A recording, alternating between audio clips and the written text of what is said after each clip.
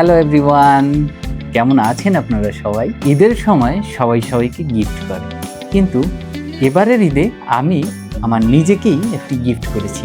আর সেই গিফটটি আপনাদেরকে সাথে নিয়ে আমি খুলে দেখব। চলুন দেখা যাক।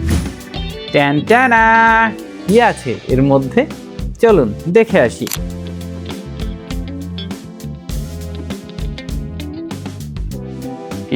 আনবক্সিং করব, চলুন। অবশ্য এটাকে আমি একবার আনবক্সিং করে ফেলেছি, এখন আপনাদেরকে সাথে নিয়ে আরও একবার আনবক্সিং করব, তাই এই ভিডিও করা। চলুন এই বক্সটি এখন আনবক্সিং করি। সর্বপ্রথম যে কাজটি করতে হবে, এটিকে এরকম করে তারপরে এই যে দেখেন, এই যে এটাকে তুলে ফেলতে হবে। এই যে তুলে ফেলছি। আমি আপনাদেরকে আগেই বলেছি এটাকে একবার আনবক্সিং করা হয়েছে।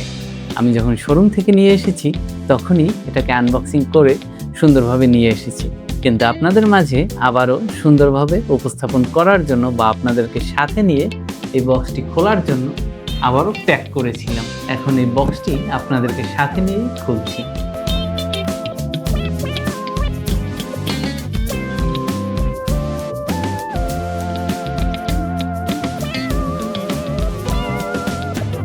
এটি হলো ম্যাকবুক প্রো M5 512 জিবি স্টোরেজের। চলুন আমরা এখন দেখি এই বক্সের মধ্যে আর কি কি পেলাম।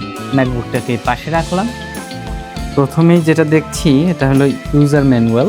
এটাকে পাশে রেখে তারপরে দেখি একটা ক্যাবেল দেয়া আছে, সুন্দর মোড়ানো একটা ক্যাবেল। তারপরে একটি চার্জার দেয়া আছে, চার্জার আর ক্যাবেল। এই বক্সে আমি এটুকুই পেলাম। বাংলা টাকায় এই ম্যাকবুকটির দাম পড়েছে 2,08,000 টাকা। ম্যাকবুকটির কালার হলো ম্যাট ব্ল্যাক কালার। 512 জিবি স্টোরেজের ম্যাকবুক প্রো M5।